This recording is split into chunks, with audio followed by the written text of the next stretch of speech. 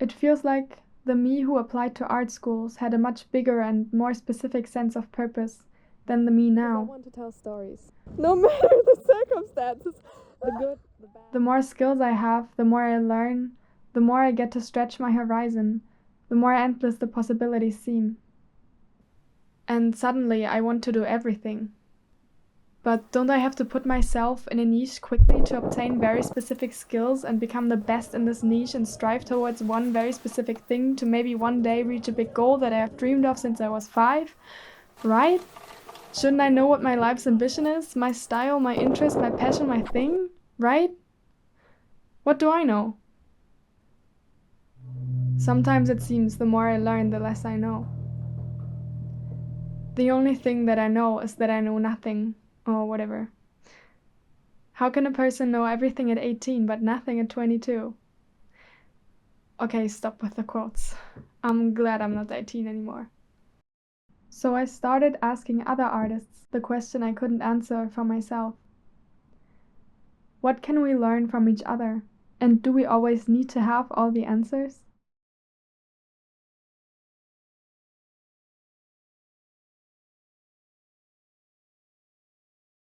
Oh, wow, that's a good question. First in my art. Sometimes I wake up in the morning and I'm like, what the hell? How did I get to the point where I can do this full time? My idea of hell is like designing a poster and then 2 people look at it and then have no impact on them or anything. Oh god.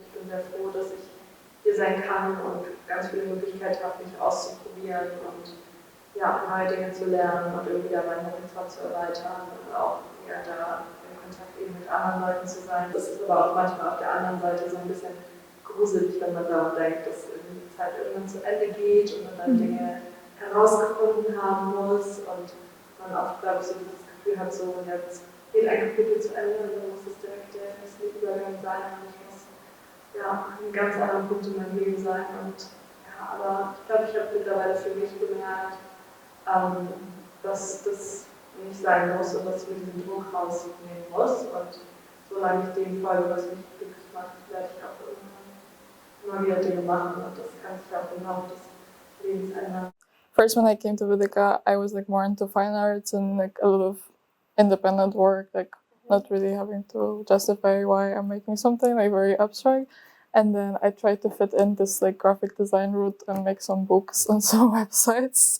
And then realizing I kind of don't like it. Now I'm leaning much more into facilitating spaces or like creating more interactive work, such as like the knitting club I'm hosting. I think that brings me like the most fulfillment. This kind of stuff that happens in real life, especially now that everyone is on their phones and like there's no connections with people, that brings me the most joy. So I think my practice is leaning into that, but I still want to have this like independent practice going on because I, in the end, kind of also want to be like an interdisciplinary artist. I do remember one semester at my school, just before the graduation period, I did 2 projects. We were in Madrid, and one of these projects went really well. And at the same time, I did another project. It was just really bad. It was just a really bad, very vague, very generic project where I tried to be something that I was obviously not. It completely fucked up. I basically had nothing to present and I had like a week to go. And what I did instead is I recorded a video where I interviewed myself and talked me through my own mistakes. And I basically made a whole project about my own failure. And I think that's also something we forget sometimes when we study, is that actually like studying is about development and studying is about learning about yourself and making mistakes and continue to go on. And I think in that moment, I really learned how important it is also just to figure out what you really don't want to do and to just self-reflect and be like, why did this go so wrong? And I think I got one of the highest grades for that project, even though it was a complete failure.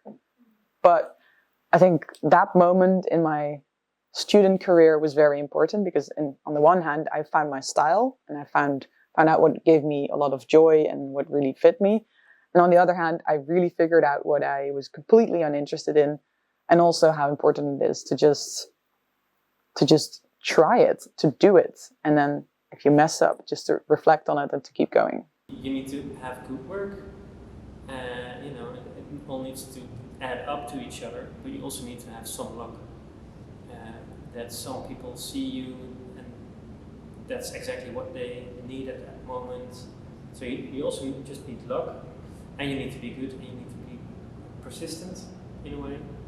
You go to your studies, you see teachers, you know, and they are not just teachers, they have a whole life behind them. So you can learn from that.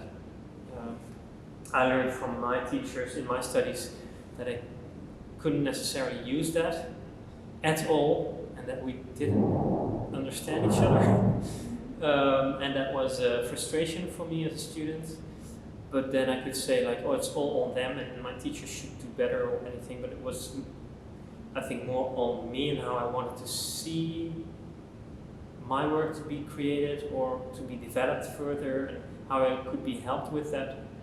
So I decided to continue in the masters, and there I met other people who, you know, showed me stuff that was more important for me.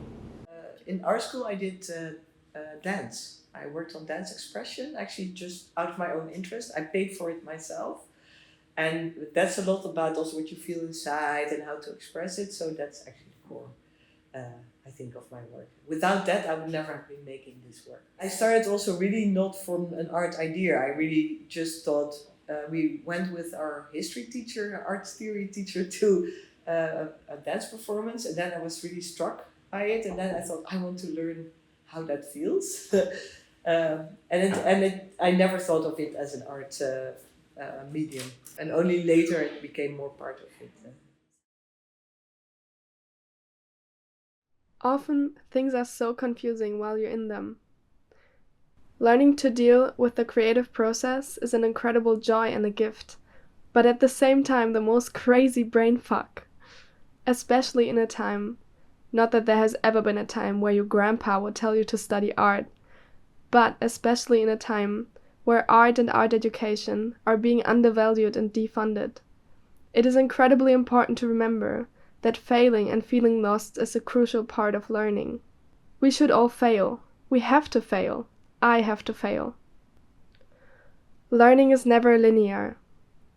Finding purpose and meaning is a process that will not and is not supposed to be completed in just a few short years.